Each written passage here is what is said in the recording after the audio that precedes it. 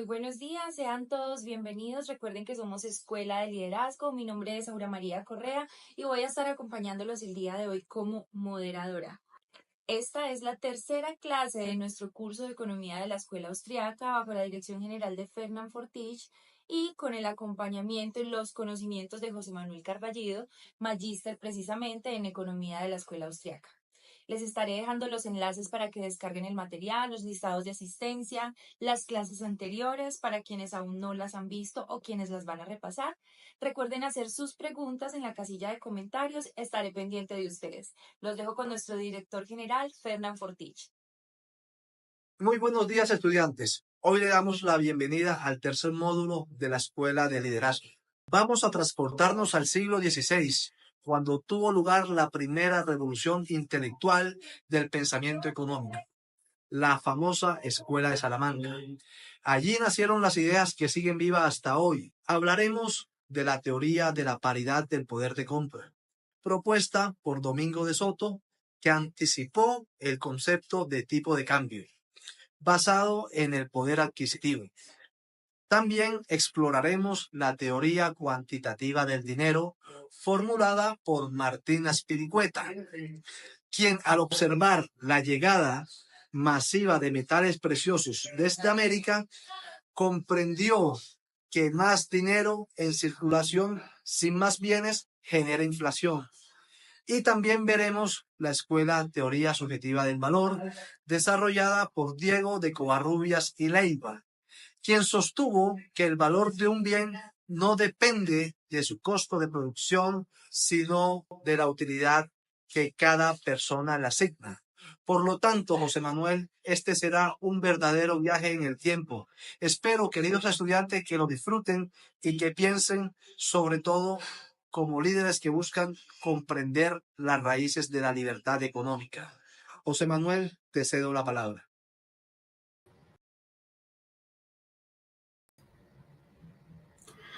Muy buenos días, queridos estudiantes. Muchas gracias, Aura. Muchas gracias, Fernand. Bienvenidos al módulo 3, titulado Las raíces cristianas de la economía austríaca.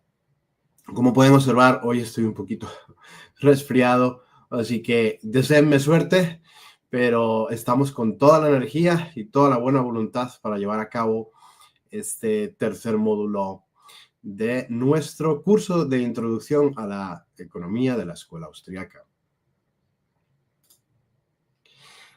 Antes de nada, vamos a repasar cuáles son las ideas más importantes que hemos aprendido hasta ahora en este curso. Empecemos por las 10 ideas más importantes que nos dejó el primer módulo, que era la introducción a la escuela austriaca. En primer lugar, la economía es una ciencia de la acción humana, no de decisiones matemáticas ni de modelos abstractos. Estudia cómo las personas actúan en contextos reales de incertidumbre.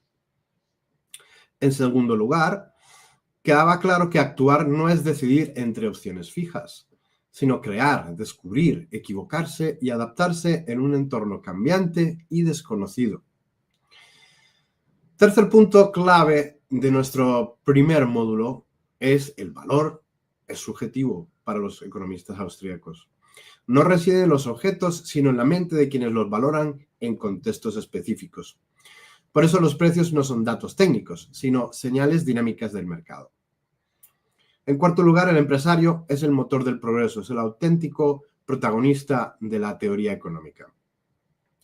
Porque detecta oportunidades invisibles, coordina recursos dispersos y genera innovación en un mundo incierto. En quinto lugar, aprendimos en el primer módulo que el error empresarial es esencial, porque permite aprender, corregir, descubrir nuevas soluciones y mejorar continuamente. Sexto, la información económica relevante es dispersa, tácita y práctica, y no puede ser centralizada ni capturada por autoridades o modelos matemáticos. En séptimo lugar, aprendimos que el mercado es un proceso de ajuste dinámico, no un sistema que tiende a un equilibrio perfecto. La descoordinación impulsa la innovación y el aprendizaje. Como octavo punto, aprendimos también que los costes económicos son subjetivos, porque dependen del valor de que cada persona atribuye a lo que sacrifica, no del precio objetivo de los recursos.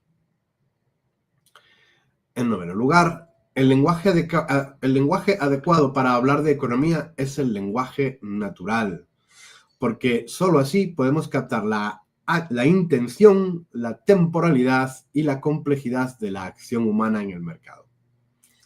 Finalmente, la última idea que sobresalía en nuestro primer módulo hace 2 semanas es que no se puede predecir el futuro económico con precisión, pero sí identificar patrones causales generales. La economía no es una ciencia exacta, sino una ciencia del descubrimiento humano.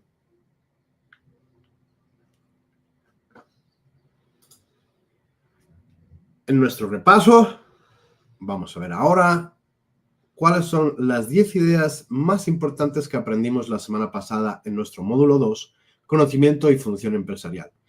Después de esto, haremos un quizzes para ver qué quedó claro y cuánto saben ustedes de lo que aprendimos en ese módulo la semana pasada. En primer lugar, la función empresarial es estar alerta, nos decía Kirchner. No depende del capital ni del título profesional, sino de la capacidad de detectar oportunidades y actuar en consecuencia. Segundo, el conocimiento relevante para emprender es subjetivo y práctico. No está en los libros ni en los datos estadísticos, sino en la experiencia, la intuición y el contexto en el que operan millones de personas. Tercero, el conocimiento está disperso y es privativo. Cada persona posee información valiosa que no puede ser centralizada ni articulada completamente. En cuarto lugar, el conocimiento tácito no se dice, se hace. Como Julián, nuestro protagonista de la anterior clase, muchas personas actúan correctamente sin poder explicar por qué. Simplemente lo saben por experiencia. Quinto, el empresario crea nueva información al actuar. Sus decisiones generan datos que antes no existían y que solo pueden emerger en la práctica.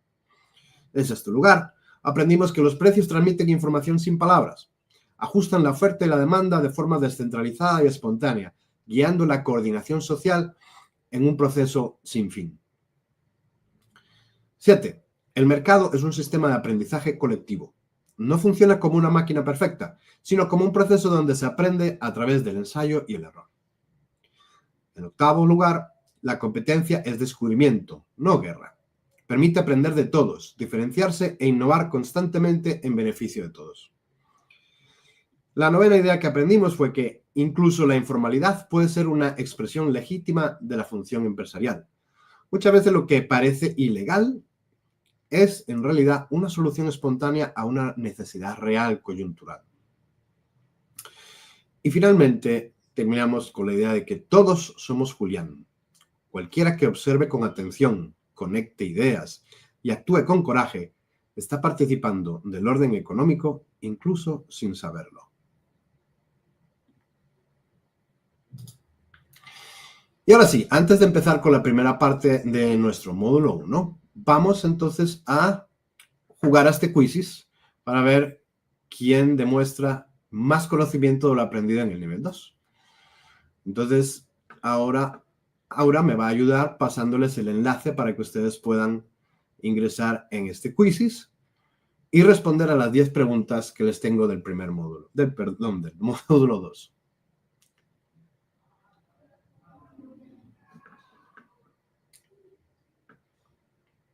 Muchas gracias, Aura. Ahí tienen ustedes el enlace.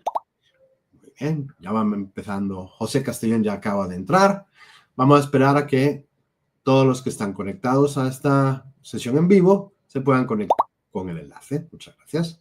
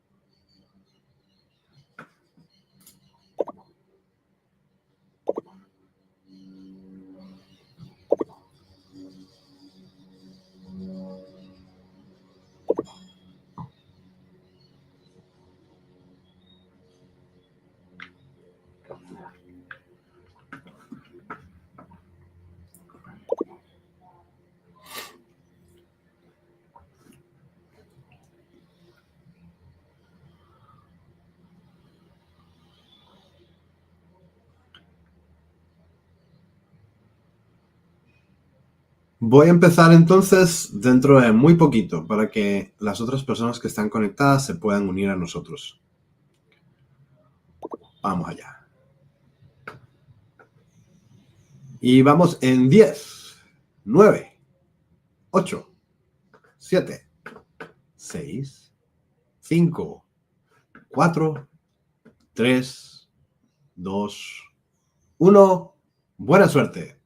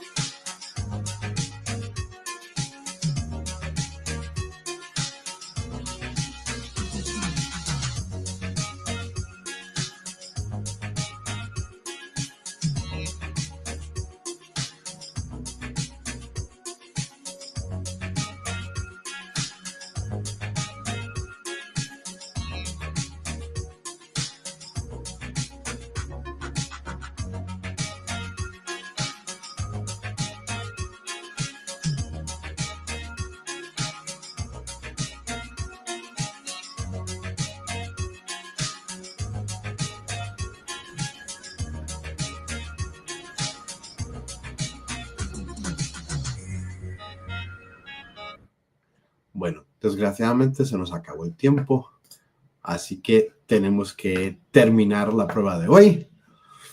Felicitaciones a Felipe, Aldumar, José y Aura, porque son las personas que acertaron todas las preguntas. Muy bien.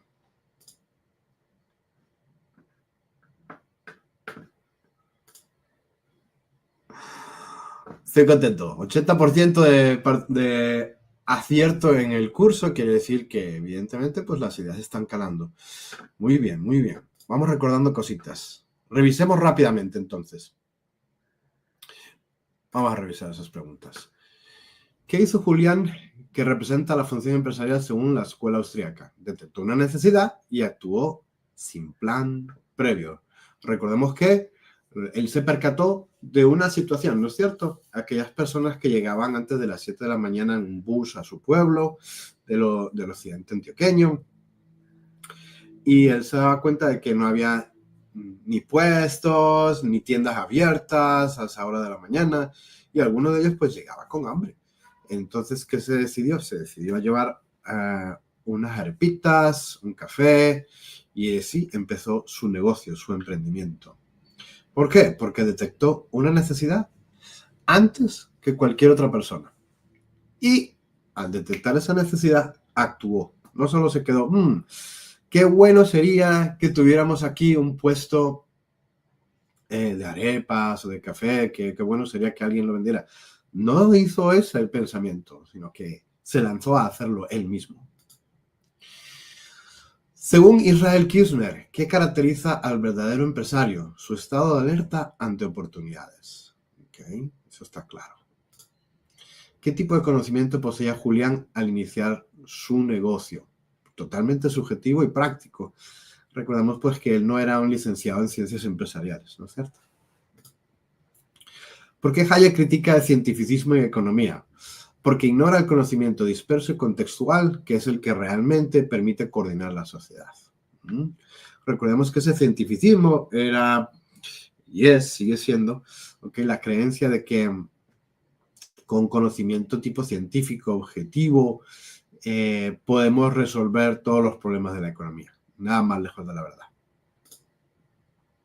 ¿Qué ocurre cuando Julián empieza a vender café en el parque? Pues que se crea una nueva información económica y eso manda señales a otras personas y por eso Julián no se queda solo, ¿no es cierto? El parque se empieza a llenar de oferentes, de otros empresarios, de otros emprendedores y empieza a haber una diversificación de los productos y de la oferta y de la demanda. Así es que surgen los mercados.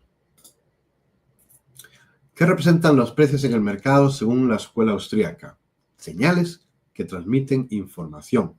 Información que es práctica y subjetiva, por supuesto.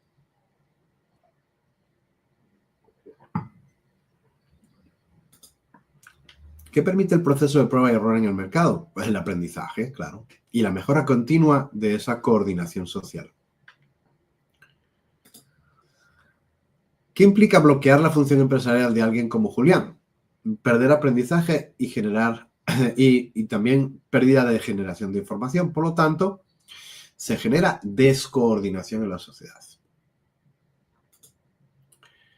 ¿Qué define una sociedad como orden espontáneo según la escuela austríaca? Pues la libre acción y coordinación de los individuos sin intervención del Estado. ¿Qué frase resume la visión austríaca sobre la competencia? Pues que la competencia es un proceso de descubrimiento. Descubrimiento de esa información que permite coordinar entre diferentes sujetos que están actuando en el mercado. Bueno, muchas gracias por participar en este repaso. Muy bien, vamos entonces a continuar con nuestra presentación del módulo 3, las raíces cristianas de la Escuela Austríaca de Economía. Nuestra primera parte se titula Camila y la biblioteca, los orígenes olvidados de la ciencia económica. Camila va a ser nuestro personaje hoy. Si hace 7 días fue Julián, hoy va a ser Camila.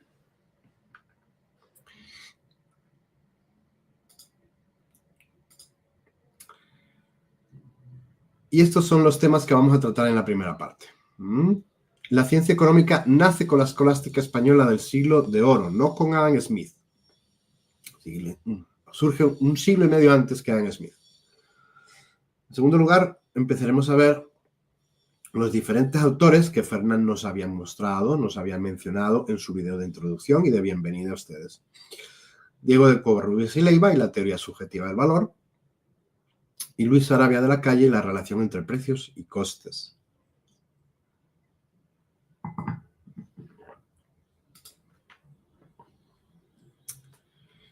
Muy bien. Camila Torres estudia segundo semestre de Economía en una universidad pública de Colombia. Es inteligente, estudiosa, observadora, pero sobre todo es inquieta. Cuando entró a la carrera pensó que iba a entender cómo funciona el mundo, cómo se toman decisiones, por qué algunos países prosperan y otros no, por qué hay pobreza, por qué hay riqueza y por qué hay desigualdad. Pero lo que se encontró fueron fórmulas. Modelos con curvas, matrices, derivadas parciales, mucho Excel. Y aunque no le huye a las matemáticas, algo dentro de ella le dice que hay algo más profundo que aún no le han mostrado, algo humano, algo real. Un jueves por la tarde, mientras buscaba un libro para una tarea de microeconomía, se topa con un ejemplar viejo y polvoriento en una esquina de la biblioteca. Principios de Economía Política de Carl Menger. Lo ojea. En la primera página lee: el estudio de la economía debe comenzar por el ser humano, por sus fines, por sus medios, por su acción. Perdón. Camila siente algo raro, algo extraño, como si alguien le hablara directamente, como si por fin alguien entendiera su frustración. Lo pide prestado, el libro, lo lee en 2 noches y empieza a tirar de un hilo. El origen olvidado de la ciencia económica. Camila descubre que Menger, considerado el padre de la escuela austriaca de economía, no se inventó todo desde cero. Su gran mérito fue rescatar ideas olvidadas por siglos, ideas que habían nacido no en Londres ni en París, sino en Salamanca y Coimbra, en las aulas de universidades católicas del siglo de oro español. Ahí, entre dominicos y jesuitas, se discutían temas como: ¿qué hace que algo tenga valor? ¿Quién decide el precio justo? ¿Qué papel juega el empresario en el mercado? ¿Puede un gobierno conocer suficiente información para intervenir eficazmente en la economía? Camila, sorprendida, piensa: ¿cómo es posible que nadie nos haya contado esto en clase? Ella está maravillada con el libro de Menger. Nunca había leído un tratado económico que hablara tanto de seres humanos, y tampoco de curvas de oferta y demanda. Pero a la vez, algo le parece extraño. Menger escribió Principios de Economía Política en 1871. ¿Cómo pudo tener ideas tan distintas a las de los pensadores contemporáneos? ¿De dónde sacó esa noción del valor subjetivo? ¿Cómo se le ocurrió hablar del mercado como un proceso y no como una fórmula de equilibrio? Movida por esa curiosidad, Camila comienza a investigar más sobre Menger. Y en esa búsqueda se topa con un ensayo de Friedrich Hayek, uno de los principales exponentes posteriores de la escuela austríaca. El texto se titula Los orígenes escolásticos de la economía moderna. Y al leerlo, Camila siente que se abre una puerta inesperada al pasado. En ese ensayo, Hayek afirma que las ideas más importantes de la teoría económica moderna no nacieron en la Inglaterra ni en Francia, sino en las universidades españolas y portuguesas del siglo XVI y XVII, particularmente en Salamanca y Coimbra. O sea, que esta idea se la confirma Hayek. Cito comilla: mucho antes de Adam Smith, escribe Hayek, los escolásticos tardíos ya habían desarrollado nociones avanzadas sobre el valor subjetivo, el funcionamiento de los precios, la competencia, la inflación y la limitación del poder estatal sobre la economía. Camila subraya una frase clave. La gran contribución de Menger fue reconstruir una tradición que había quedado enterrada, una tradición que no era nueva, sino profundamente olvidada. Y siguiendo con su búsqueda curiosa en la biblioteca, encuentra el libro La Escuela Austriaca, Mercado y Creatividad Empresarial, del profesor Jesús Huerta de Soto. Este libro. Aquí lo tengo. En donde se confirma lo que Hayek había escrito. Leyendo el libro de Huerta de Soto, Camila anota en su cuaderno una cita de Cato el Viejo, rescatada por Cicerón en De República, y mencionada por varios teóricos escolásticos siglos después. Las cosas humanas se ordenan mejor cuando no las dirige ningún hombre en particular. Ese germen, esa intuición de que la sociedad puede coordinarse sin necesidad de planificación central, floreció siglos después en los monasterios, en las universidades, en los tratados de los teólogos españoles. Y entonces lo entiende. Menger no inventó la economía austriaca de la nada. Lo que hizo fue redescubrir y llevar a su máximo nivel una línea de pensamiento que había nacido en el siglo de oro español, cultivada por teólogos, moralistas y juristas, que reflexionaban sobre el comercio, el dinero, el precio justo y el papel del gobierno. Camila cierra el libro de Huerta de Soto, respira hondo. ¿Cómo es posible que en ninguna clase nos hablen de esto? Empieza a anotar nombres que nunca había escuchado: Diego de Covarrubias, Luis de Sarabia, Luis de Molina o Juan de Mariana. Y entonces decide ir más allá. Si Menger recogió una tradición olvidada y si Hayek y Huerta de Soto la rastrearon con tanto detalle, ella quiere conocer esa tradición de primera mano.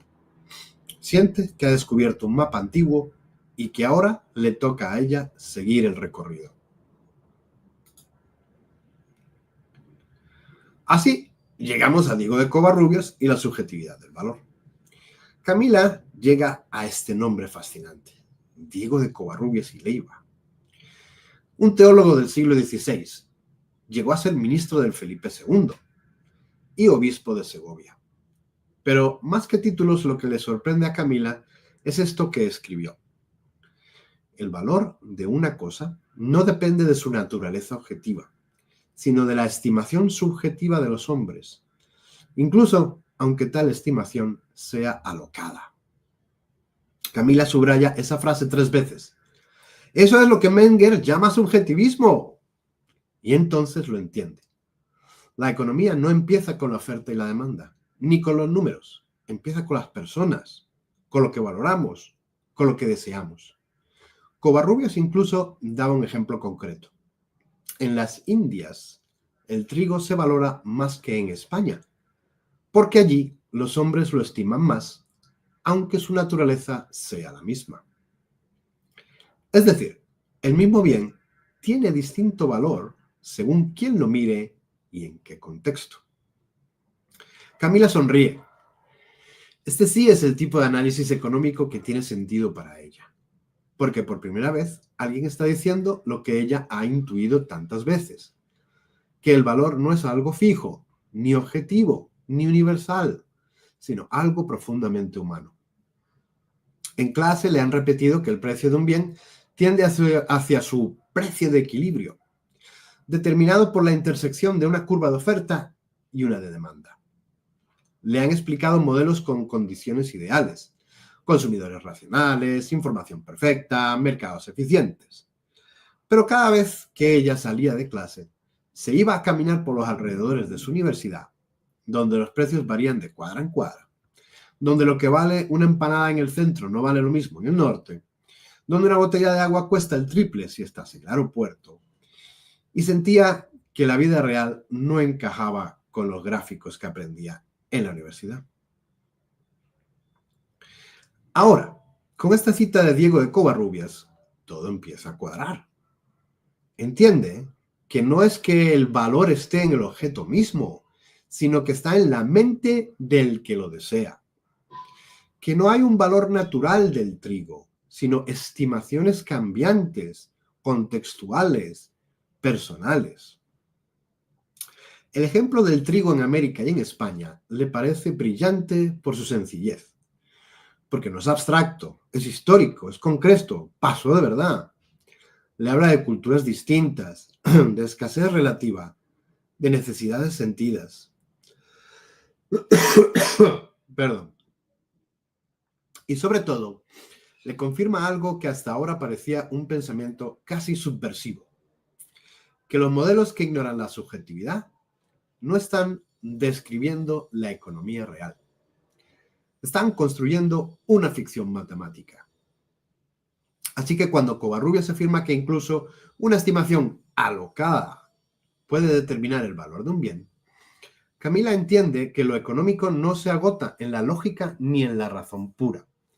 También hay emociones, urgencias, percepciones de por medio. Ese redescubrimiento del valor subjetivo, escrito por un teólogo español en el siglo XVI, le da más claridad que muchas de las clases que ha visto en su carrera. Camila subraya una última frase en su cuaderno. Entender la economía es entender lo que las personas valoran, no lo que deberían valorar, ni lo que un modelo supone que valoren, sino lo que realmente valoran en su lugar, en su tiempo, en su historia. Y con eso, siente que ha aprendido más en una tarde de biblioteca que en semanas de clase. Y ese pensamiento es el que Camila siente que nunca le han enseñado. Porque lo que sí ha escuchado una y otra vez en clase es que el valor económico se puede explicar objetivamente, que depende del trabajo invertido, de los costos de producción, de las horas hombre, o, en versiones más modernas, del capital físico, la productividad marginal, la función de producción. Pero nadie cuestiona este supuesto, nadie lo pone en duda. Se enseña como si fuera evidente que los precios correctos deberían reflejar los costos, como si la economía fuera una especie de contabilidad amplia, como si el valor estuviera en la cosa y no en la mente del que la desea. Camila recuerda que en su curso de Historia del Pensamiento Económico, Adam Smith fue presentado como el padre indiscutido de la economía moderna. Y efectivamente, Smith sostuvo que el valor de un bien dependía, en última instancia, de la cantidad de trabajo necesaria para producirlo. Esta teoría, llamada del valor-trabajo, parecía razonable al principio. Si algo cuesta mucho esfuerzo, debe valer más. Pero a medida que se analiza, surgen contradicciones evidentes. Por ejemplo, ¿por qué un diamante, que puede no requerir tanto trabajo como un edificio, vale más en el mercado? ¿Por qué un litro de agua en el desierto vale más que en una casa con acueducto, si su costo es el mismo? Más aún, Camila descubre con preocupación que el pensamiento de Karl Marx, el del valor como producto del trabajo explotado, es una extensión directa de la concepción objetivista de Smith. El trabajo crea todo valor, decía Marx. Y por eso, cuando el obrero no recibe todo el valor de lo que produce, está siendo explotado. Es un razonamiento poderoso, no nos engañemos, pero profundamente defectuoso, porque parte de un error de base. Creer que el valor está en la cosa y no en la mente de quien valora. Y sin embargo, en toda su formación universitaria hasta ahora, Camila no ha encontrado una sola asignatura que cuestione esta concepción. Ni una sola clase que proponga otra forma de entender el valor.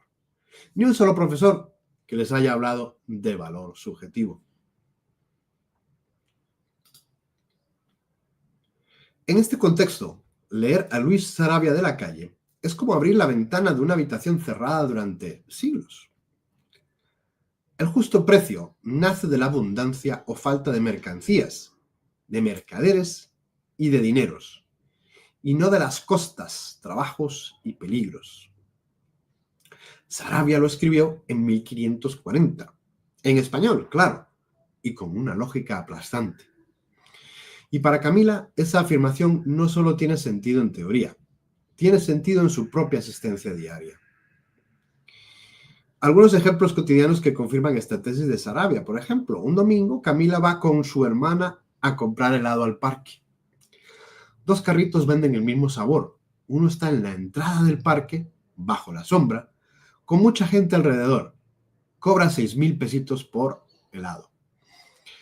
El otro puesto, que se encuentra al fondo del parque, sin sombra y sin fila, cobra 3.000 por el mismo producto. Mismo producto, doble precio. ¿Por qué? Porque la gente valora más el helado cuando está cerca, cuando está accesible y cuando es más cómodo comprarlo. Otro ejemplo, en una tienda de barrio, un paquete de arroz cuesta 3.200 pesos. Y en el supermercado, el mismo arroz vale 2.700. ¿Más barato en el supermercado? Sí. Pero muchas personas siguen comprando en la tienda porque está cerca, porque fían, porque conocen al tendero, etc. El valor en la práctica no depende solo del costo de producción. Depende de lo que las personas estén dispuestas a pagar en función de su contexto, su perfección o su urgencia. Camila incluso recuerda una anécdota de su madre. Le contaba, cuando vivíamos en la costa, el aguacate casi no se vendía. Pero cuando nos mudamos a Bogotá, costaba el doble y allá la gente lo buscaba como si fuera oro. Camila conecta todos esos ejemplos con una claridad nueva. Los precios reales los determina el encuentro entre necesidades y escasez, entre lo que hay, lo que se desea y lo que se está dispuesto a sacrificar para conseguirlo. Y se da cuenta, Camila, de algo aún más profundo. La economía no es una ciencia de objetos, es una ciencia de valoraciones, de decisiones, de intercambios humanos. Eso fue lo que vio Sarabia. Eso fue lo que reconstruyó Menger. Y eso, Camila lo siente, es lo que ella ha estado buscando desde que entró a estudiar esta carrera. Muy bien, llegamos entonces al final de la primera parte y podemos lanzar algunas preguntas de reflexión como estas, pero también me gustaría escuchar, qué preguntas les surgen después de haber escuchado nuestra primera parte, nuestro inicio por este recorrido histórico de las raíces cristianas de la economía austriaca. ¿Cómo es que nunca hablamos de estos autores? ¿Por qué nos enseñan que la economía nace con Smith, con Adam Smith? ¿Por qué ignoramos que las raíces del pensamiento económico moderno están en nuestra propia tradición hispánica? Camila siente que ha empezado un viaje, uno que no se trata de ecuaciones, sino de entender cómo las personas interactúan, valoran, intercambian, emprenden, y no puede esperar a seguir explorando. Nosotros vamos a esperar un poquito y vamos a leer sus preguntas. Entonces le doy paso a Aura para que vaya leyendo las preguntas que van surgiendo de nuestros estudiantes o algunos comentarios. O si quieren pueden ir respondiendo a esas preguntas que están ahí en la pantalla. ¿Sí te vamos a escuchar, Aura?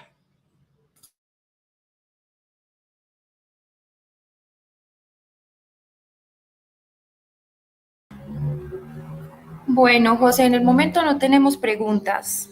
Vamos a ver si de pronto hay algún comentario de alguno de los estudiantes. Muy bien.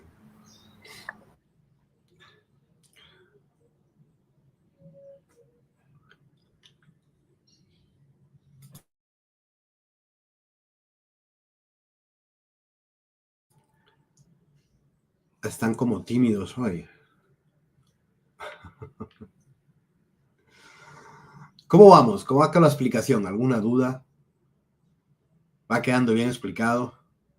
¿Entendemos la importancia de esta tradición escolástica que incluso se rastrea hasta el siglo I antes de Cristo, ¿no es cierto? ¿Ok? Con la tradición romana. La tradición jurídica de los romanos que entendían perfectamente también el orden espontáneo de la cosa pública. Muchas gracias, muchas gracias. El libro del profesor Huerta de Soto es un libro excelente, efectivamente. Si ustedes pueden hacerse con él, se lo recomiendo. Es evidentemente la base de todo lo que estamos presentando acá. Y él es también mi maestro, por sus clases yo también pasé. Entonces, qué mejor que poder transmitirle todo lo que lo que Huerta de Soto y Juan Ramón Rayo y tantos otros profesores de la Universidad Juan Carlos I pues me enseñaron, ¿no es cierto? Para mí es un honor y un privilegio poderles transmitir de primera mano lo que aprendí con ellos. Profesor, ahí tenemos un comentario de Isaac Castro. ¿Lo puedes leer, por favor? A mí me pasa igual que a la muchacha de la historia, es muy normal pero triste hoy en día, todo ha evolucionado, menos la educación. Isaac, tú estudias economía en la universidad. Me gustaría saber. Dice Felipe Telles, me gustaría dar algo de crédito también a la ética protestante, como lo señaló Max Weber en su libro, ya que la reforma también puso al individuo la mayordomía cristiana y la responsabilidad. Sí, sí, por supuesto. Pero eso vino después, ¿no es cierto? Claro que le podemos dar crédito a los aportes de la ética protestante, ¿ok? Fundamentalmente en los siglos XVIII y XIX. Y siglo XX, por supuesto. ¿Ok? Estudio de negocios internacionales. Perfecto. Y en la Santo Tomás. ¿Y en la Santo Tomás no te están enseñando nada de economía austriaca? Fíjense que están las raíces de precisamente en una universidad, ¿no es cierto? Una universidad católica debería tener claramente y debería llevar a gala, ¿no es cierto? Es decir, debería estar orgullosa del legado de la escolástica, no solo española, sino también obviamente de toda la Edad Media, ¿no es cierto? Desde por lo menos Santo Tomás o Nicolás de Oresme, que tan juiciosamente fueron capaces de entender los procesos de mercado, la limitación del conocimiento humano, los excesos de intervención del Estado en el mercado. O sea, fueron los primeros denunciantes de los tejemanejes de los reyes y de los emperadores que manipulaban o alteraban las monedas, en aquella época, en la Edad Media, de plata y de oro. Y eso fueron los únicos y los primeros realmente en denunciarlo. Y que esa tradición subjetivista y realista del pensamiento no esté más presente en las universidades nuestras, especialmente las católicas, pues choca, ¿no? Es chocante. Bueno, hasta Te el momento. propongo, José, que le demos respuesta a las dos preguntas que hay en pantalla en este momento, a las de la reflexión.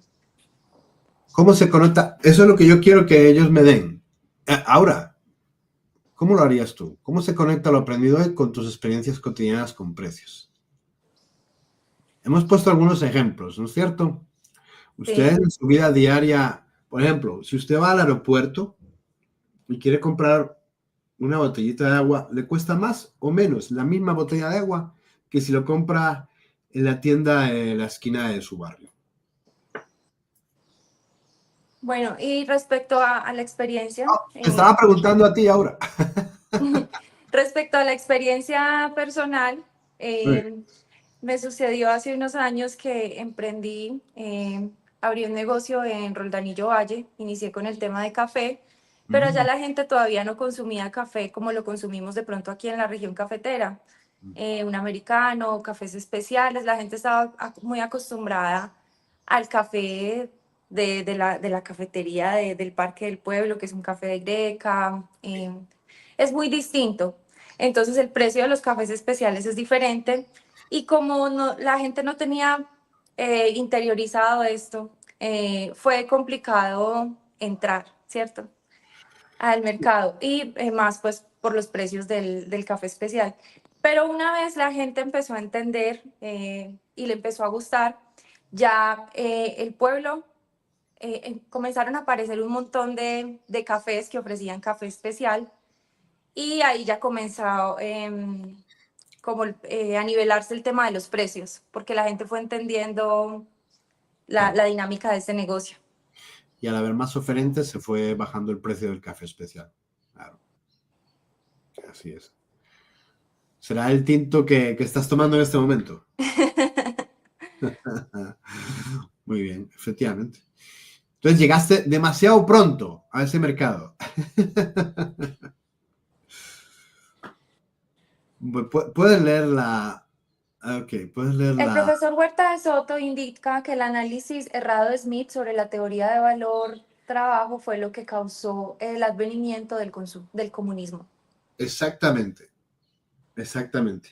Entonces, Huerta de Soto y la tiene clara con Adam Smith. Le echa la culpa a Adam Smith de que Karl Marx adquiriera esa concepción objetiva del valor, ¿no es cierto? Y entonces que Karl Marx lo pusiera en el trabajo, ¿no es cierto? El valor de la cosa en sí, de la mercancía, está en las horas de trabajo. Y se la echa en culpa, evidentemente, a Adam Smith, ¿no es cierto? O sea que fue la primera vez que yo escuché, porque para mí el mundo económico se dividía en los seguidores de Adam Smith y los seguidores de Karl Marx, ¿no es cierto? Eran los dos bandos enfrentados. Y es Huerta de Soto el que te desmonta esa historia. Acá hay, indudablemente, por supuesto, el tema de la mano oculta del mercado en Adam Smith es pro mercado, por supuesto, pero el desliz de considerar el valor como algo objetivo no se lo perdonamos. Muy bien, pues mis queridos estudiantes, querida Aura, vamos a seguir entonces con la segunda parte, si nos surgen más reflexiones. Muy bien, seguimos entonces. Vamos con la segunda parte, en la que, a ver, espérense que acaba de escribir José Castellón. José Castellón nos dice lo siguiente. Si uno compra frecuentemente en Mercado Libre, se da cuenta de que depende de la temporada, el mismo producto es más caro o más barato. Efectivamente, en el Mundial de Fútbol los televisores son más baratos. ¿O más baratos? ¿O más caros? Todo el mundo quiere comprar. ¿No subirán los precios?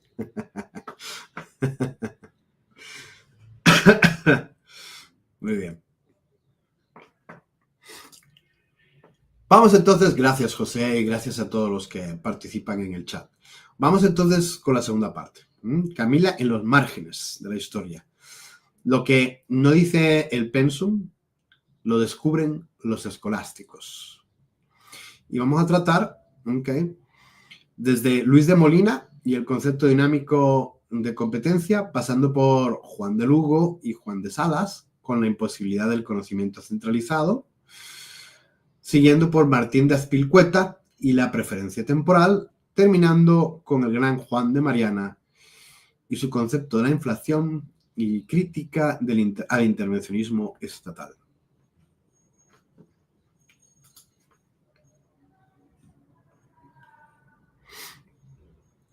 Camila sigue leyendo. Ya no es solo curiosidad académica, es una búsqueda personal. Siente que los autores que está descubriendo, esos teólogos del siglo de oro, que escribían desde Salamanca, Sevilla o Coimbra, le están explicando mejor su presente que muchas de las cátedras modernas. Empieza a ir más a la biblioteca, habla con el bibliotecario, encuentra digitalizados tratados que jamás se han mencionado en clase. Y allí, en los márgenes de los libros, en las notas a pie de página, Camila encuentra conceptos que, aunque antiguos, explican con precisión el funcionamiento de la economía actual. Perdón. Luis de Molina, la competencia como proceso, no como modelo estático. En clase, a Camila le han hablado de la competencia perfecta. Le han mostrado gráficos con curvas simétricas y ecuaciones que definen el punto ideal donde el precio marginal iguala al coste marginal. Pero entonces lee a Luis de Molina, jesuita del siglo XVI, quien escribió: la competencia no es un estado ideal al que se llega, sino un proceso de rivalidad constante entre mercaderes, emprendedores, que buscan servir mejor. Un proceso, no un equilibrio. Camila subraya, toma nota, vuelve a leer. Molina, siglos antes de Hayek y Kirchner, ya entendía que los mercados son escenarios en transformación continua, que los precios reales son resultado de ajustes continuos, que la competencia no es un juego matemático, sino un conflicto creativo entre seres humanos que prueban, fallan, imitan y mejoran en tiempo real. Dice o piensa Camila, es exactamente lo que viví en la feria local del pueblo de mi abuela. Cada vez que alguien sacaba un nuevo producto, los demás reaccionaban, bajaban precios, mejoraban calidad, innovaban. Eso no lo planificaba nadie, era espontáneo,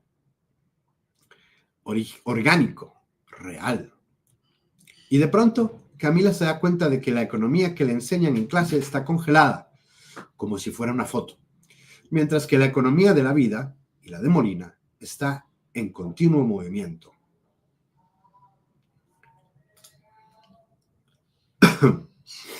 Juan de Lugo y Juan de Salas, el límite del conocimiento humano.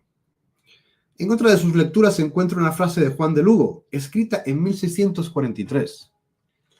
El precio justo depende de tantas circunstancias cambiantes que solo Dios podría conocerlas todas. Camila detiene la lectura. Siente una mezcla de asombro y de alivio, porque eso que Lugo expresa con lenguaje teológico, solo Dios puede saberlo, es en el fondo una crítica al intento de controlar el mercado desde arriba, desde un ministerio de economía, desde una política económica impuesta por un gobierno. Y ahí aparece otro nombre, Juan de Salas, quien afirma que ningún modelo puede capturar la información dispersa que genera el mercado en tiempo real. Camila conecta esto con lo que leyó de Hayek semanas atrás, cuando hablaba del conocimiento disperso y práctico, de su famoso ensayo El uso del conocimiento en la sociedad.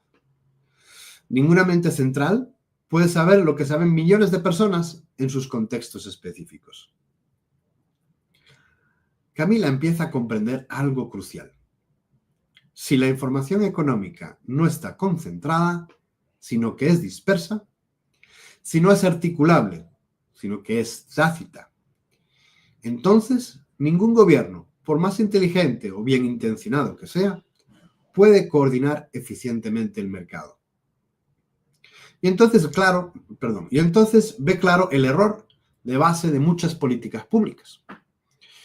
No es solo que no funcionen, es que no pueden funcionar, porque parten del supuesto imposible de que alguien allá arriba, en un ministerio, sabe lo que está pasando abajo mejor que los que están abajo.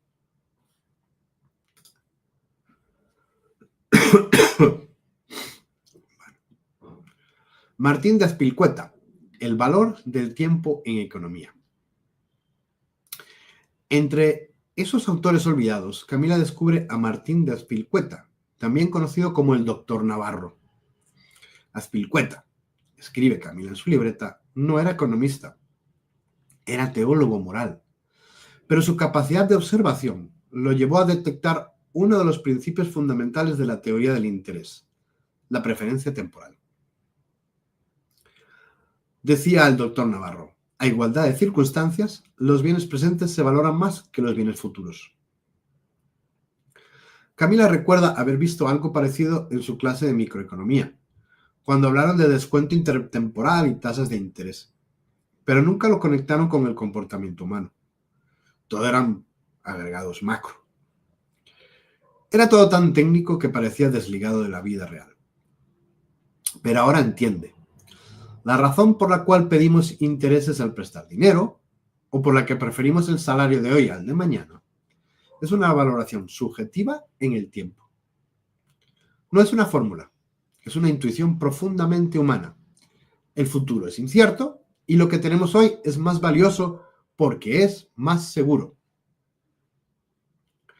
Camila piensa en su padre, que prefiere cobrar de contado, aunque sea un poco menos, a esperar un giro dentro de 15 días. Mi papá, sin saberlo, dice ella, aplica la preferencia temporal todos los días.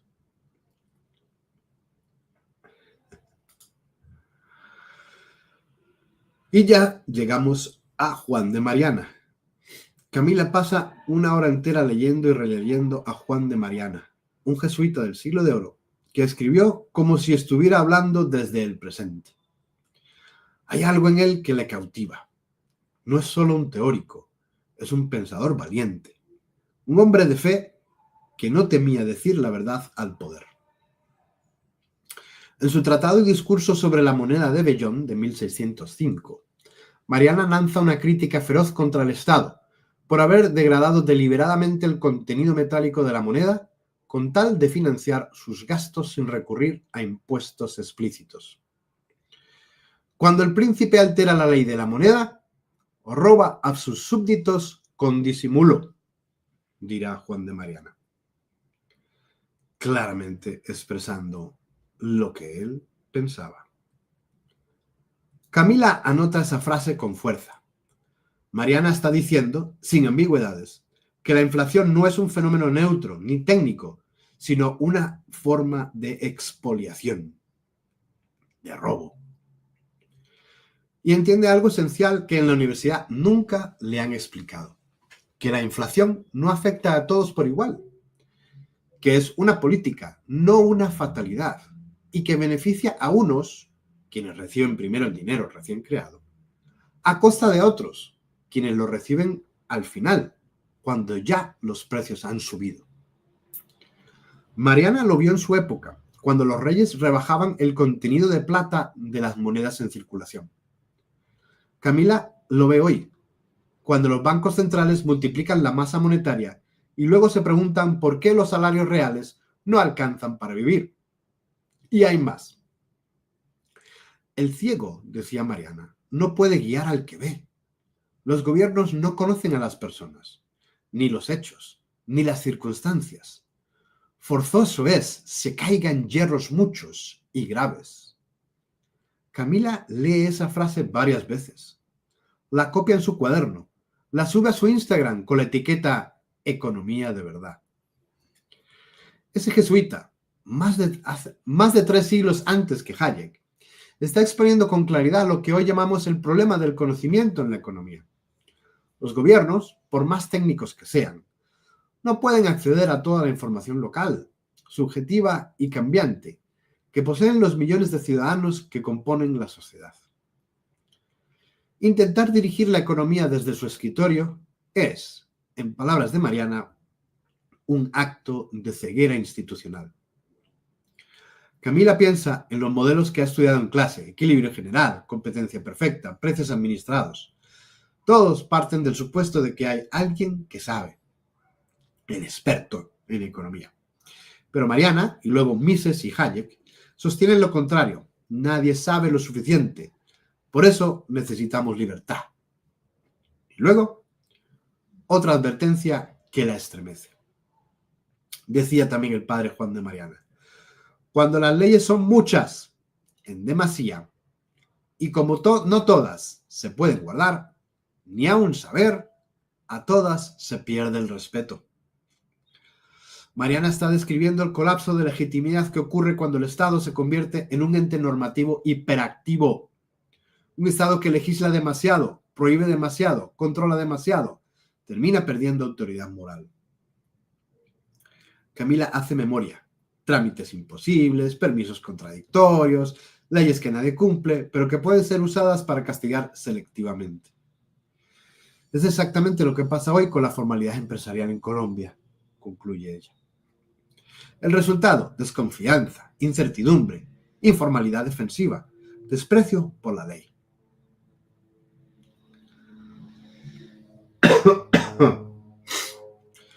Hasta ese momento, Camila había visto a los escolásticos como pensadores premodernos, pero con Mariana se rompe ese prejuicio. Este hombre no solo critica la inflación y el intervencionismo, también defiende con valentía el derecho a la propiedad privada, la limitación del poder político, la necesidad de leyes justas y pocas, y el protagonismo del individuo en la vida social. Mariana incluso llegó a sostener que si un rey se convierte en tirano y atenta contra las libertades fundamentales, puede ser depuesto e incluso ajusticiado por sus propios súbditos. Ese pensamiento radical y arriesgado para su época, inspiraría siglos después a los teóricos del liberalismo clásico, desde John Locke hasta los padres fundadores de los Estados Unidos. Camila lo sigue anotando con asombro en su cuaderno. Un jesuita español del siglo XVII es uno de los primeros liberales modernos. Y no es una exageración.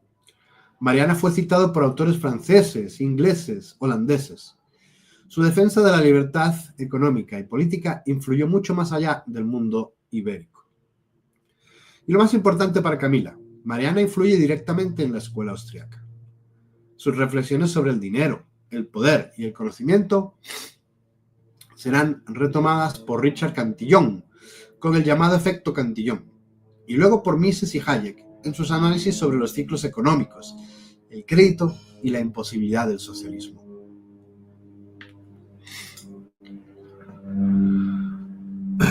Camila concluye algo clave. La economía no empezó con Adam Smith. Empezó con personas que pensaban la sociedad desde la dignidad humana, la libertad y la responsabilidad del ser humano. Y algunos de esos pensadores vivieron en su misma lengua, en su misma tradición. Camila cierra el tratado de Juan de Mariana con un nudo en la garganta, no de tristeza, sino de reconocimiento. Este hombre, al que nunca mencionaron en clase, es parte de mi herencia y de la historia real de la economía. Bueno, aquí llegamos entonces a la reflexión, de la parte 2, los autores que acabamos de ver. Yo lanzo entonces qué implicaciones tiene reconocer que el conocimiento está disperso y cómo se manifiestan hoy los errores que denunció Mariana hace más de 400 años. A ver, ¿qué recogen ustedes, queridos estudiantes, de lo que acabamos de ver en esta segunda parte?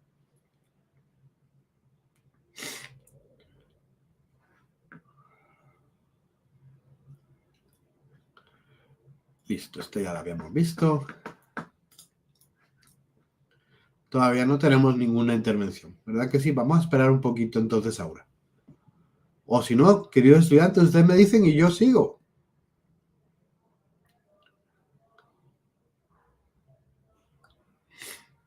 Listo, vamos a seguir, muchachos.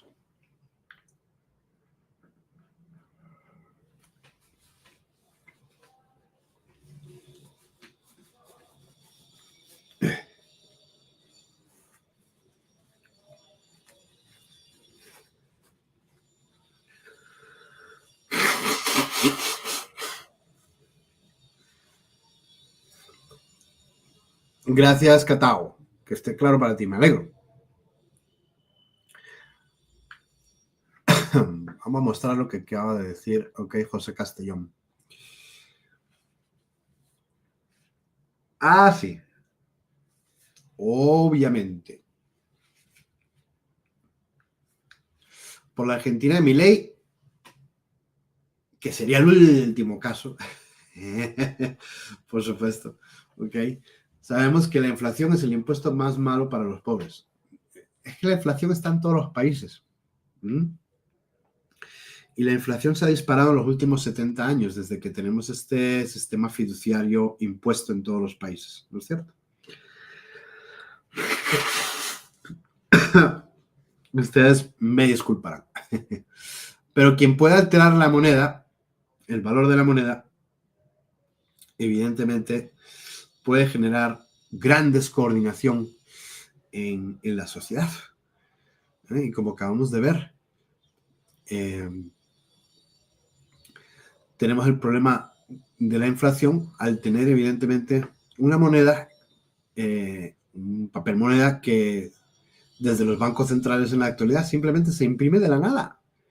Se imprime de la nada y el único valor que tiene es simplemente la confianza en el gobierno. Entonces ya me dirán ustedes si podemos confiar en el gobierno, que cada vez que imprime más billete lo que está haciendo es robarnos el poder adquisitivo de nuestros salarios. Felipe, es lo que Hayek denomina la fatal arrogancia. Es lo que acabamos de decir, efectivamente. La fatal arrogancia se basa en una convención todopoderosa y de ingeniería social. Así es. La idea de que se puede gobernar, se puede intervenir en la economía y se puede coordinar la economía desde un órgano central. ¿No es cierto? Por eso los autores contemporáneos de la economía austríaca, Huerta de Soto, Hulsmann, todos ellos no dudan en denunciar cualquier tipo de intervencionismo en la sociedad, desde el Estado y desde las autoridades financieras a partir de Bretton Woods, como socialismo, es puro socialismo. Listo. Melida Barrios dice que estamos controlados por el estatismo y sus malos gobernantes, no aptos para las funciones públicas y vivimos en un secuestro. Pero totalmente.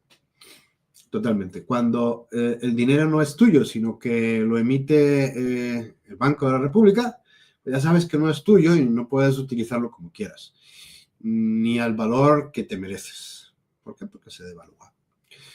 Ok, se devalúa con la inflación. La impresión, descontrolada de la masa monetaria. El incremento de la masa monetaria, es decir, de billetes en circulación. Es lo que realmente ya Juan de Mariana denunciaba en su época, en el siglo XVII, como la inflación, que todavía seguimos viviendo, desgraciadamente, por este tipo de moneda fiduciaria impuesta por los gobiernos a través de los bancos centrales. Muy bien. Acá tenemos a José. José nos está diciendo qué implicaciones del conocimiento disperso, que no es necesario un banco central. Efectivamente. No lo es, y eso es una de las grandes tesis también de todos los economistas austriacos. Vamos a ver si Milei se atreve a eliminar el Banco de la República. Allá es una de sus promesas electorales. Vamos a ver cuándo lo hace, a ver si antes de que termine los 4 años. A ver. A ver si es capaz. Melida sigue diciéndonos, socialismo camufladamente en los países y muchos no se dan cuenta. Pues por supuesto que sí. Todo el entramado de instituciones financieras globales es eso. Es un socialismo que lo que hace es maniatar a los consumidores y a los empresarios. ¿Por qué? Porque interactuamos con una moneda fiduciaria. Que cada vez va perdiendo más valor y más poder adquisitivo. Con lo cual, si uno está más alejado del poder político, lo que hace es empobrecerse. Cuanto más cerca estés del poder político, más te puedes enriquecer según tus influencias políticas, evidentemente. Y eso es una desgracia. Una desgracia porque simplemente convertimos a la sociedad en una élite gobernada, que gobierna, el resto de la sociedad, una élite minoritaria, y se da un trasvase de riqueza. Es decir, la justicia redistributiva que promete la economía del bienestar de los últimos 60-70 años es una mentira. Aquí hay una redistribución de los más poderosos hacia los más poderosos desde los más pobres. Y cada vez se genera más pobreza con esa situación de inflación. Tatiana nos dice que la inflación genera un entorno económico incierto, cada vez más incierto, evidentemente, porque genera total descoordinación entre los actores de la sociedad, dificultando la planificación financiera y la toma de decisiones a largo plazo. Por supuesto que sí, así es. Totalmente de acuerdo contigo, Tatiana, gracias. Felipe, profesor, ¿Bitcoin se puede considerar una moneda que está de acuerdo? Sí. Sí, y si no tiene Bitcoin, está usted tarde. Ya está tardando. Pero ya hablaremos de ello más adelante, en otro módulo. Solo voy a decir que realmente Bitcoin es el único dinero duro de verdad, hard money que llaman en el mundo anglosajón.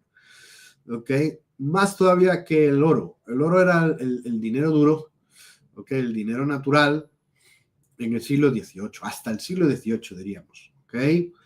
Siglo XVIII, XIX, pero ya vivimos en un mundo digital Y la gran ventaja de Bitcoin, que es el oro digital, por supuesto, es su movilidad, ¿no es cierto? Mover el oro es complicado, ¿no? Transaccionar con el oro es complicado. Mientras que con Bitcoin es mucho más sencillo. Pero lo dejamos ahí, lo dejamos ahí. Por ahora. Diana, mi propuesta es: 1. Un laboratorio ciudadano. 2. Redes sociales, actores y sociedad civil alimentando información. 3. Academia como un tridente de filtro de información conciliando los... Diana, ¿estás montando un think tank? Con gusto les colaboro. Muy bien. Me gusta que vayan surgiendo ideas. Okay. Este conocimiento de la escuela austríaca es poderoso. ¿Okay? Es poderoso. Hay muchas organizaciones también en Colombia, Estudiantes por la Libertad, etcétera, que lo que hacen es intentar conectar con la universidad. Nosotros, desde la Escuela de Liderazgo, estamos aportando nuestro granito. Apenas estamos empezando con nuestro primer curso. Curso que repetiremos, por supuesto. Tendremos varias ediciones más. Esperemos tener siempre al menos 1 o 2 ediciones cada año de esta introducción a la escuela austríaca. Ustedes son afortunados de estar aquí como primera cohorte, ¿no es cierto? Y lo que queremos es que este mensaje llegue cada vez más a más colombianos, ¿no es cierto? Tenemos a Diana. De nuevo, me tuve que conectar. Vale, muy bien. Listo. Y José le da, ok, José le da un ok a la reflexión de Luis Carlos. ¿La vimos más adelante? ¿Dónde está? Yo no la vi. Luis Carlos. Bueno, ok. Me la perdí. Felipe. Entre José, Felipe y Mariana y Melida están actuando mucho hoy. Muchas gracias. Es un salto cultural enorme ver estas ideas y más en Colombia. Hay que reconocer el crédito de Milei, por supuesto, por promocionar en el mundo y sobre todo en el mundo latinoamericano, ¿no es cierto?, las ideas de la libertad. Claro que sí. Estamos de acuerdo. Catao dice que aparte de Bitcoin, ¿hay otra moneda fuerte en que invertir? No. Desde mi perspectiva, y llevo tiempo estudiándolas, las demás son shitcoins. Es decir, no tienen valor. ¿Okay? Bitcoin. Olvídense de Ethereum y el resto de monedas electrónicas. No sirven. Ni stablecoins, nada. Ni ETFs, no. Inviertan directamente en Bitcoin. Bueno, es un consejo que yo les doy, pero cada uno evidentemente tiene que tomarse este consejo desde su propia responsabilidad. No estoy aconsejando que hagan ustedes. No es un consejo financiero aquí. ¿Okay? No vaya a ser que me busquen ahora cuando el Bitcoin caiga. Cuando el Bitcoin caiga, lo que hay que hacer es comprar más. Es lo que yo diría. porque volverá a subir. Estoy seguro de eso. Pero ustedes utilicen su juicio, muchachos, desde la perspectiva de la economía austriaca, y precisamente uno de los economistas austriacos escribió el libro que se considera la Biblia del Bitcoin, ¿okay? Que se llama el estándar del Bitcoin. El estándar del Bitcoin es quizás la Biblia para poder conocer y entender qué es Bitcoin y qué representa para nuestra sociedad. Y está escrita por un economista austriaco. ¿Okay? O sea que muchas de estas ideas nos las confirma Bitcoin. Ok. ¿Qué tan posible es volver en estos tiempos al patrón oro? Pues no. O sea, técnicamente se puede. Es una de las recomendaciones que da Huerta de Soto en su libro sobre dinero, créditos bancarios y ciclos económicos, que veremos en el penúltimo módulo, que discutiremos en el penúltimo módulo de esta introducción a la Escuela Austríaca de Economía, pero no se vuelva al patrón oro fundamentalmente porque los gobiernos no van a dejar. ¿Okay? Los que tienen el poder económico y financiero en este momento, si abolieron el patrón oro en 1971, no tiene sentido que vuelvan. Sería tirarse dispararse contra su propio pie. ¿Okay? No lo van a dejar, no lo van a permitir. Porque lo que hace el patrón oro es constreñir la cantidad de masa monetaria en circulación. ¿Okay? Entonces, impediría que los gobiernos gastaran a su antojo. Y por eso lo eliminaron. Muy bien. Profesor, está en el comentario primero. De Diana Cortés. Ok. Soy Luis Carlos. Ok. Gracias, ok. ¿Luis Carlos es Diana o Diana es Luis Carlos? Entendido. Ok. Muy bien, ok, listo. Exacto, profesor. De hecho, el Bitcoin cayó este año a inicios y ya acaba de remontar de nuevo. Está en más de 100.000 ya el Bitcoin, ¿no? Yo les comento una anécdota. En 2009 yo ya conocía toda la tecnología del Bitcoin y entendía un poquito por qué iba a ser algo revolucionario. Y estuve a punto de comprar 100 Bitcoins, estuve a un clic de comprarlos por internet. Y no lo hice. Y no lo hice porque al final se me pasó el pensamiento de que iba a ser un engaño, una estafa, y vea por dónde vamos ya. Pero de todos modos están todavía a tiempo, ¿ok? Quien quiera comprar Bitcoin, lo primero que le recomiendo es, por supuesto, informarse bien, ¿ok? Porque toda moneda cripto tiene su riesgo, como cualquier otro asset financiero.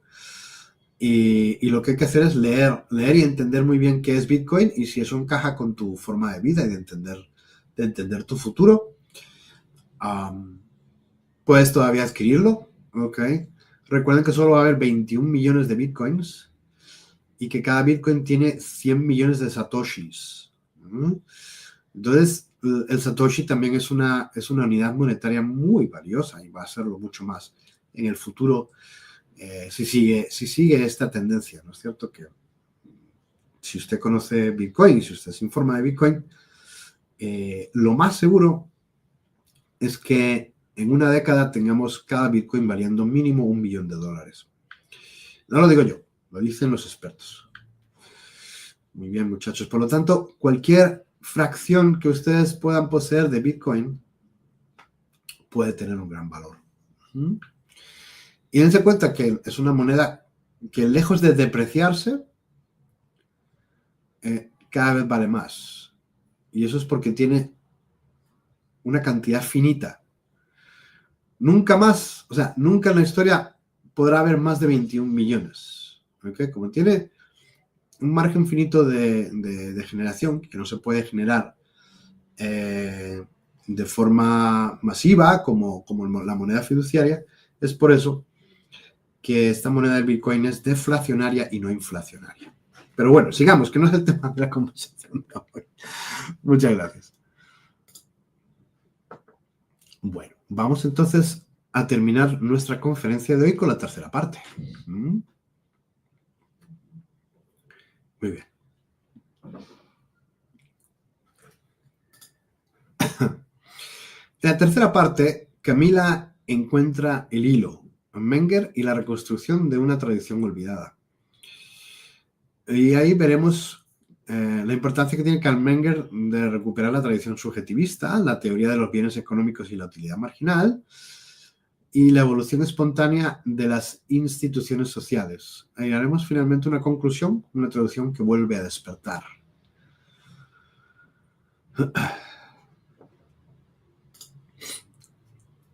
Camila regresa a Principios de Economía Política de Carl Menger. Ahora lo lee con otros ojos. Sabe que no está frente a un pionero solitario, sino ante un puente entre dos mundos. Un mundo antiguo, donde los teólogos observaban con atención la realidad del mercado. y un mundo moderno, donde la ciencia económica busca nuevos fundamentos. Menger, a sus 31 años, publica en 1871 un libro que desafía todo lo establecido por la escuela clásica anglosajona. No comienza con...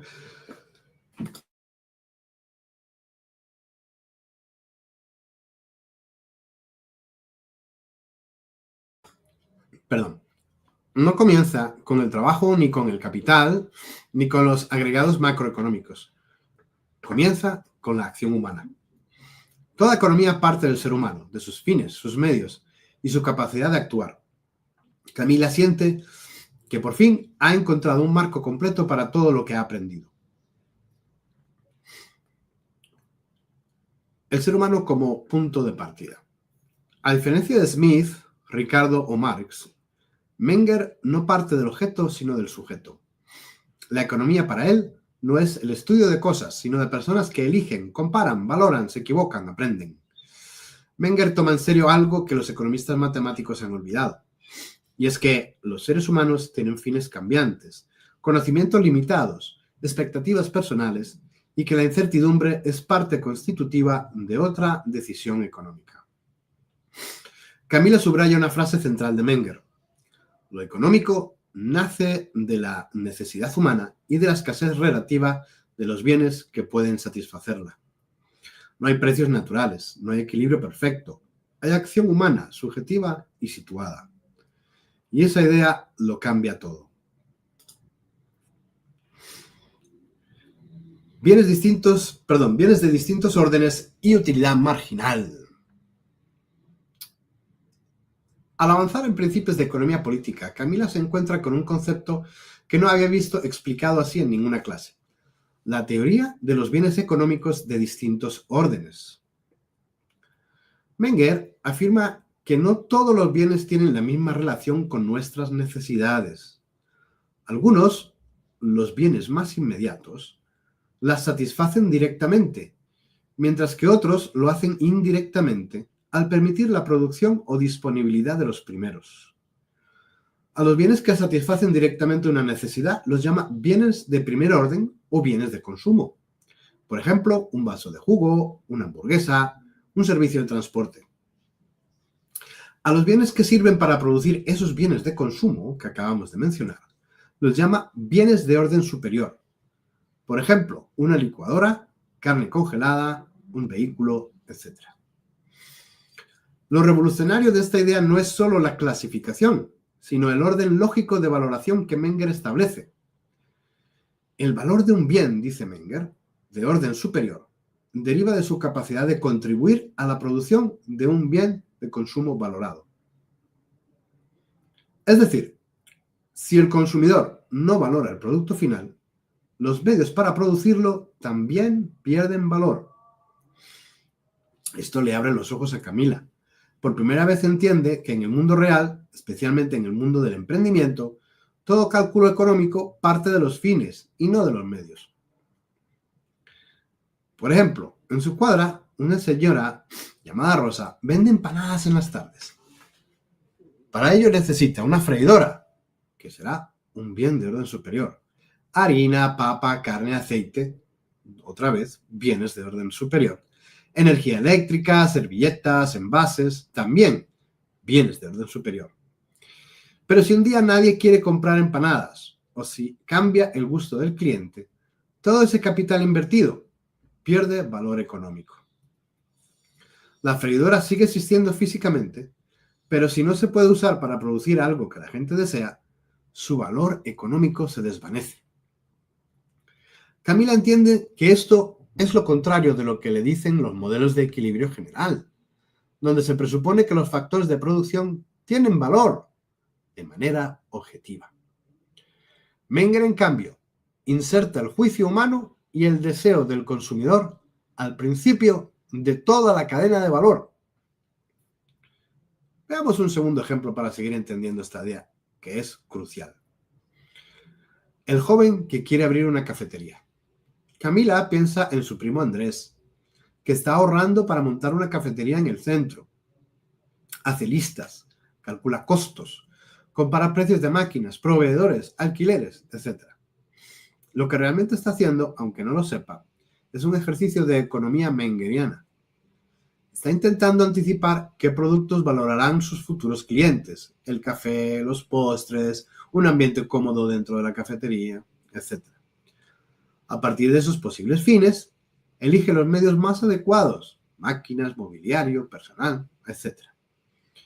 Elige no comprar ciertos bienes, por ejemplo, una máquina de hacer frappé, porque considera que su uso no será suficientemente valorado.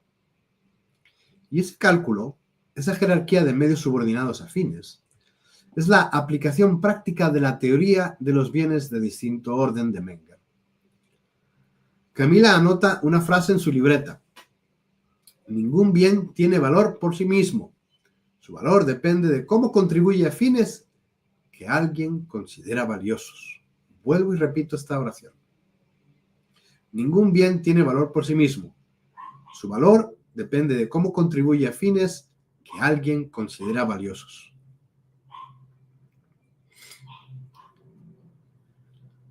A partir de esta teoría, Menger desarrolla otro concepto central: la utilidad marginal.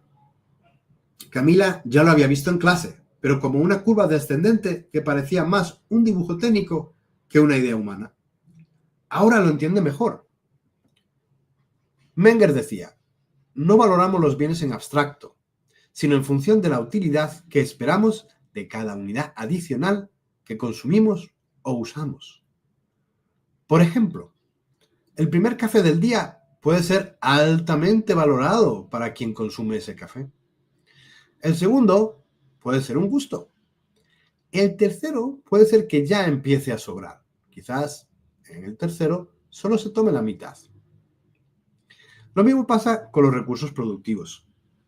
El primer kilo de carne es esencial para preparar las empanadas. El segundo permite aumentar la producción.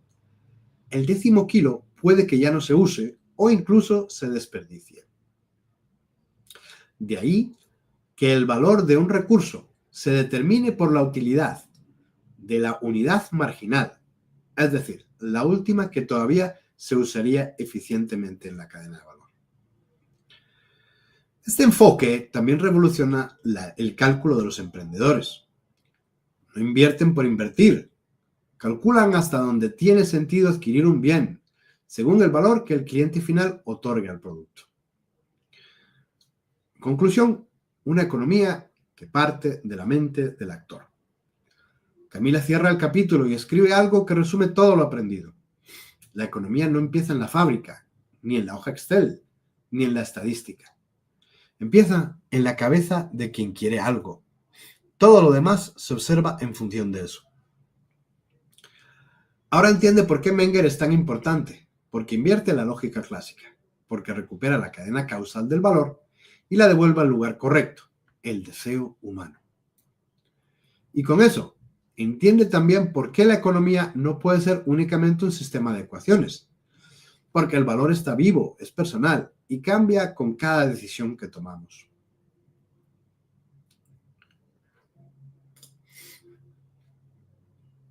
La evolución espontánea de las instituciones. Camila pensaba que Menger se limitaba a hablar de precios y valor, pero en las últimas páginas del libro encuentra algo aún más profundo. Las instituciones sociales, decía Menger, no son el producto de un diseño racional, sino el resultado espontáneo de un proceso histórico de interacción humana. Es decir, la lengua, el derecho, el dinero, el comercio, el mercado, no fueron creados por decreto, emergen, se descubren, evolucionan. Camila vuelve a conectar con Hayek, quien desarrolló esta idea décadas después, y con los escolásticos que, sin usar esta palabra, describían el orden social como algo que se forma desde abajo. Cada actor, con su conocimiento limitado, prueba algo.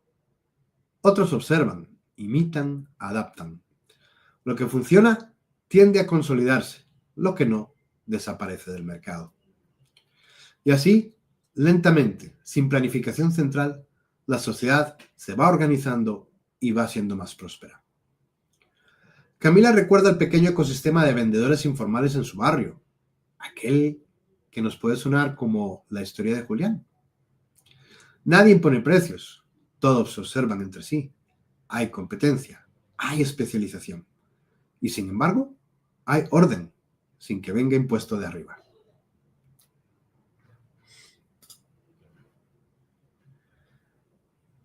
Camila entiende por qué estudia economía. Al cerrar el libro de Menger, Camila no se siente sola. Siente que forma parte de una conversación milenaria, viva, ignorada, pero presente. Ahora entiende por qué durante tanto tiempo se sintió frustrada. Porque el enfoque que domina en su facultad mutila el corazón de la economía, que es la acción humana. En cambio, la tradición que redescubre, desde Juan de Mariana hasta Menger, demuestra una economía que nace de las decisiones individuales, reconoce la ignorancia y el aprendizaje, abraza la incertidumbre y defiende la libertad no como algo ideológico, sino como condición para que el conocimiento humano pueda desplegarse.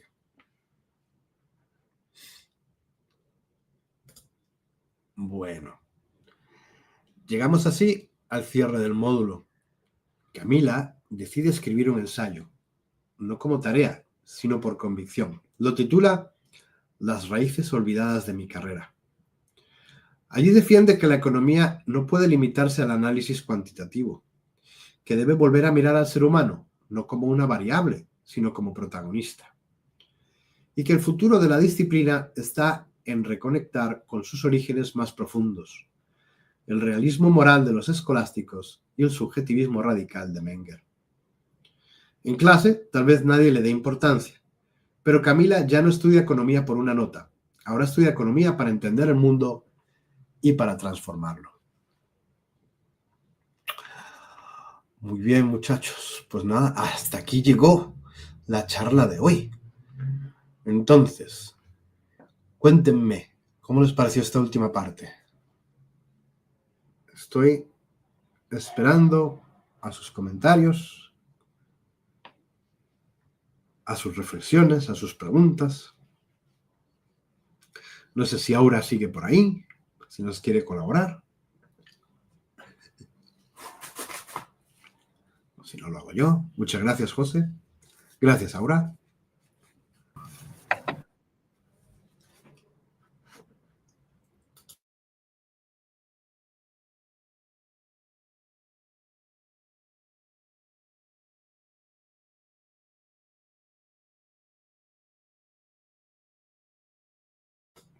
Bueno, Felipe. Profe, por aquí tenemos una pregunta. ¿Usted cree que se puede prescindir del Estado completo, tal como el profesor Huerta de Soto lo sustenta? Ahora, ¿tú qué crees? ¿Cómo lo responderías?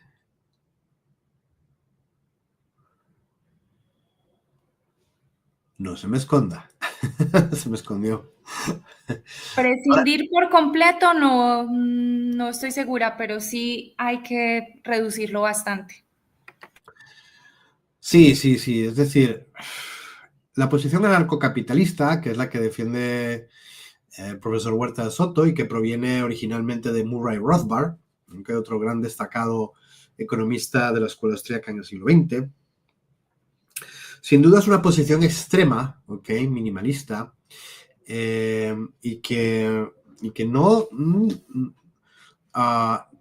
está exenta de tener muchos adeptos dentro del mundo de la economía austríaca. De hecho, pues yo he pasado también por mis etapas más anarcocapitalistas, pero estoy casi como con Milei. Tengo que ser un minarquista si voy a entrar en el juego político. Un minarquista, yo creo que tiene quizás más anclaje dentro del mundo real de lo político. Un anarcocapitalista tiene sus limitaciones dentro del mundo real. Yo creo que es más una tesis filosófica que una posición política realista. Pero bueno, ahí estamos. Es un debate que no concluye dentro del mundo de los economistas austriacos. Pero gracias por la pregunta. Siguiente.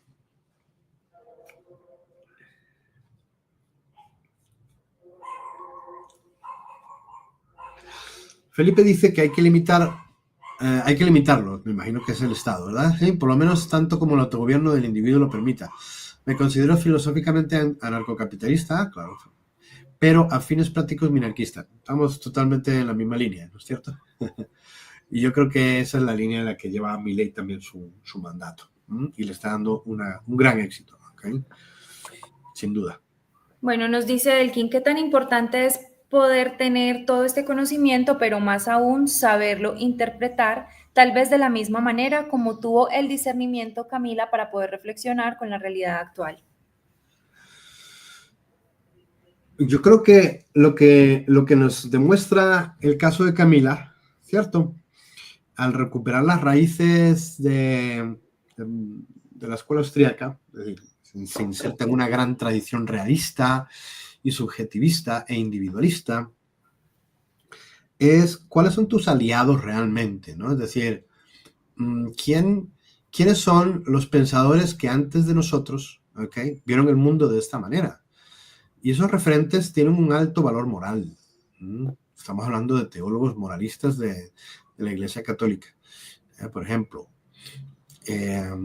independientemente de que uno sea creyente o no. Es decir, son hombres de fe, de profunda fe, son hombres que reflexionan constantemente lo que es la teología moral. Y no dudan en poner el grito en el cielo cuando ven una injusticia social.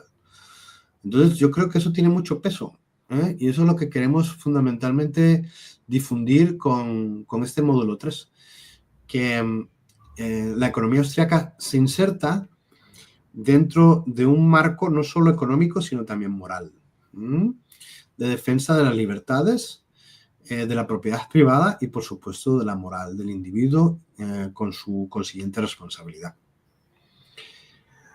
Ahora, seguimos. José Castellón, nunca había escuchado hablar de autores españoles, portugueses de economía. Creo que conocemos más a Weber porque los ingleses han sido más exitosos en su marketing ideológico/político. Exactamente, y por eso Huerta de Soto le ha dado la batalla contracultural a este movimiento, pero partiendo incluso de Hayek. Imagínate que Hayek tiene un gran valor porque él, pues, estudió en la London School of Economics y desarrolló gran parte de su actividad como economista y como teórico en el mundo anglosajón, y sin embargo es el que nos rescata a él, ¿okay?, esta tradición de pensadores y de teólogos de la Edad Media y después de la escuela del siglo de oro español, es decir, ya del Renacimiento, ¿no es cierto? Entonces, por supuesto, ¿por qué es una tradición olvidada? Está claro, es evidente que es simplemente una batalla cultural, ¿no es cierto? Quien manda la parada hoy en día es una potencia económica que habla inglés y por lo tanto sus referentes son en inglés, ¿no es cierto? Adam Smith y por supuesto todos los pensadores de la Ilustración escocesa, ¿no es cierto? Locke, Hume. Pero fíjate que John Locke, hemos descubierto que tenía los libros de Juan de Mariana en su biblioteca, que él había leído a Juan de Mariana.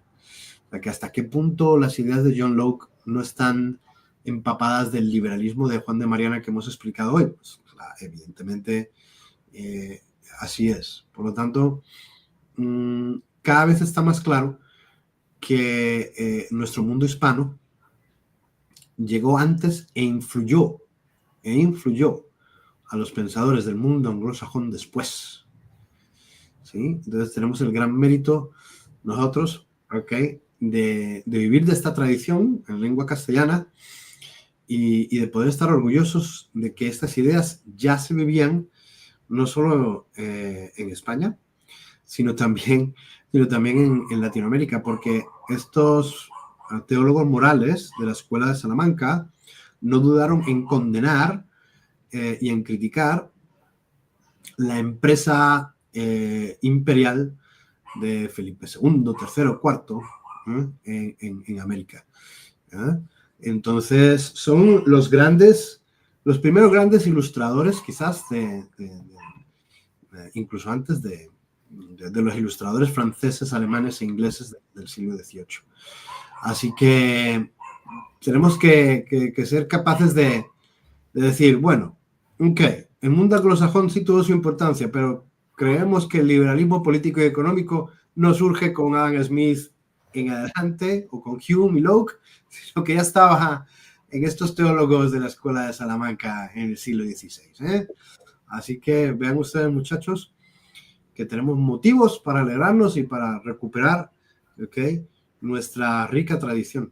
Nuestra rica tradición que nos une de alguna manera incluso, ¿okay?, a los dos lados del Atlántico, con estos pensadores que no dudaban en criticar, ¿okay?, los desmanes del emperador aquí en América.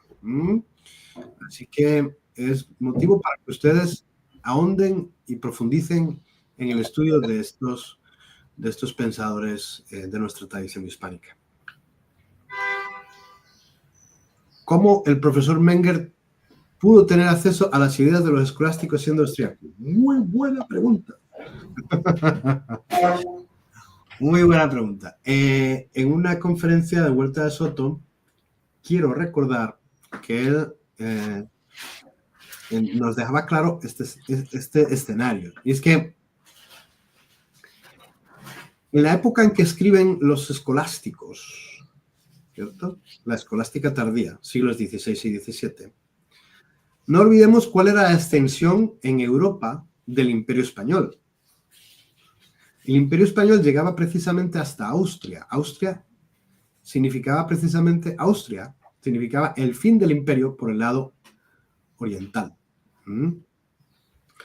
Y por lo tanto, se especula que Menger tuvo acceso a libros escritos en latín, ¿okay?, de estos escolásticos españoles. Aquí imagínate hasta dónde llega la cosa. La conexión fue espectacular. Es decir, en Viena, en alguna biblioteca de Viena, donde escribía Karl Menger, encontró volúmenes muy probablemente, ¿okay?, de esta rica tradición de pensamiento, y que es fundamentalmente los fundamentos de la ciencia económica moderna, los que acabamos de presentar aquí, muy pormenorizadamente, por supuesto, muy selectivamente, pero que en definitiva son los primeros pilares de la ciencia económica moderna, antes que Adam Smith y antes que Maxwell. Muy bien, muchachos. ¿Alguna duda más? ¿Alguna pregunta más? ¿Ha estado bien? Les voy a presentar entonces el trabajo. Si no hay más intervenciones de los asistentes, les voy a presentar el trabajo, ¿okay?, que debemos desarrollar. No se preocupen si no lo pueden leer aquí ahora. Si queda demasiado pequeñito, porque yo se los enviaré, ¿okay?, al WhatsApp. O se lo enviamos por aquí como documento. Aura, ¿podemos enviar en este chat documentos? ¿O solo enlaces? ¿Tú qué me dices, Aura? Bueno, enlaces, no estoy segura de los documentos. Tal vez sí podemos ponerlo en un drive y el enlace para descargar. Correcto. Ok, bueno, básicamente yo lo leo. Estará en el drive, les llegará a todos por correo y por el WhatsApp también. Entonces, yo les leo. ¿Qué es lo que tenemos que hacer? Después de asistir a la conferencia del módulo 3 titulada Las raíces cristianas de la Escuela Austríaca de Economía, redacta un texto reflexivo de 300 a 400 palabras en el que selecciones 2 autores o 2 contribuciones específicas de la Escuela Española del Siglo de Oro que más te hayan captado la atención. Tu escrito debe incluir una breve explicación de quiénes fueron los autores seleccionados, por ejemplo, Diego de Covarrubias o Luis de Sarabia, Luis de Molina, Juan de Mariana o Martín de Azpilcueta, o en qué consiste cada una de las contribuciones, por ejemplo, subjetividad del valor o imposibilidad del conocimiento centralizado, competencia como proceso, preferencia temporal, crítica a la inflación, utilidad marginal, etc. 2. Una reflexión sobre por qué estas ideas que tú seleccionas te parecen importantes o reveladoras. 3. Un análisis de cómo estas ideas podrían ayudar a repensar lo que se enseña en las facultades de economía hoy en día. ¿Ok? Y el ejemplo de pregunta orientadora para comenzar tu reflexión sería, ¿qué aprendiste de las ideas de autor 1, autor 2? O, ¿qué aprendiste de la utilidad marginal, por ejemplo, y de los bienes de orden superior, por ejemplo, bienes económicos? ¿Y cómo pueden esas ideas enriquecer o cuestionar la enseñanza de la economía actual? Por ejemplo, ¿cierto? Ya que llevamos un recorrido importante de ir comparando, ¿ok? Cómo se enseña la economía en las facultades y cómo realmente se debe aprender economía. ¿Ok? También con el aporte de la escuela austríaca. Entonces, hagan ustedes este ejercicio. Les voy a ir leyendo y dando la retroalimentación la semana que viene hasta el jueves, ¿de acuerdo? Jueves en la noche. Muchas gracias. Nos vemos el próximo sábado, día 17 de mayo, para descubrir la teoría del capital y del crédito de von Bauer, de la escuela austríaca, en nuestro módulo 4. Ese será nuestro tema de la próxima sesión. Melinda. Ahora, tenemos aquí un problema con Melida. Sigo sin que me ingresen a WhatsApp. Bueno, ya vamos a corroborar en el grupo de WhatsApp las personas que hayan clicado el enlace para ingresar. Ahí está el correo para enviar trabajos.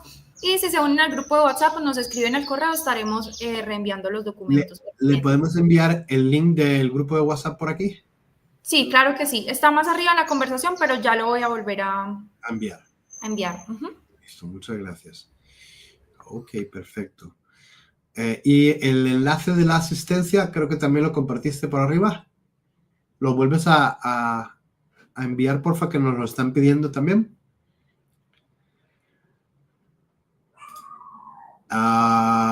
Espérate, había una pregunta que acabo de borrar. ¿Dónde estaba? A ver. Déjenme un momentico por aquí. Ya. Ok, aquí está. A ver. Se entrega con ese mismo formato. Puede ser con el formato que tú quieras, Isaac. No hay ningún problema, ¿ok? Nos esperemos a que Aura nos envíe el enlace al grupo de WhatsApp. Míralo aquí. Aquí está. Ahí ya lo... Ok. Melida. Ahí está el grupo de WhatsApp. Ok. Para que lo copies y te unas a nosotros. ¿Me confirmas, porfa? Ok, Melida, que ya pudiste. Y Dana nos pregunta dónde está el enlace de la asistencia. Yo sé que lo enviaste más arriba. Ok. ¿Lo puedes volver a enviar por acá? O si no, lo envío yo en un momento. No, yo no lo tengo. Así que, Aura, por favor, envías el enlace para que podamos cerrar la transmisión. Ok. Nos dice Felipe, una bendición estas clases. Muchas gracias y por favor que el curso pueda seguir mucho tiempo. ¡Hombre! De momento son 8 sesiones. Haremos un segundo curso de economía austríaca para profundizar seguramente en estas ideas, ¿ok? Para que sea algo como más de taller o de caso práctico. Se me ocurre. Muy bien. Aura, ¿estás por ahí?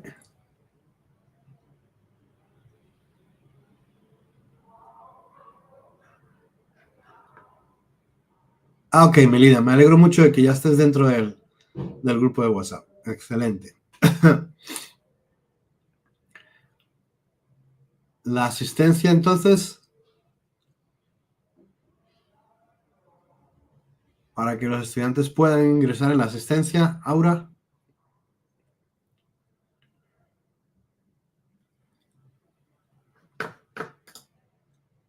no tenemos. Muchachos, así lo dejamos entonces. Desgraciadamente no les puedo enviar el enlace de la asistencia, pero quedan ustedes aquí con su participación registrados. Nos vemos entonces dentro de 8 días. Feliz Día de las Madres a todos mañana. Dios los bendiga. Cuídense mucho y nos estamos viendo. No se olviden de realizar sus trabajos de cara a la certificación. Muchas gracias. Estén muy bien.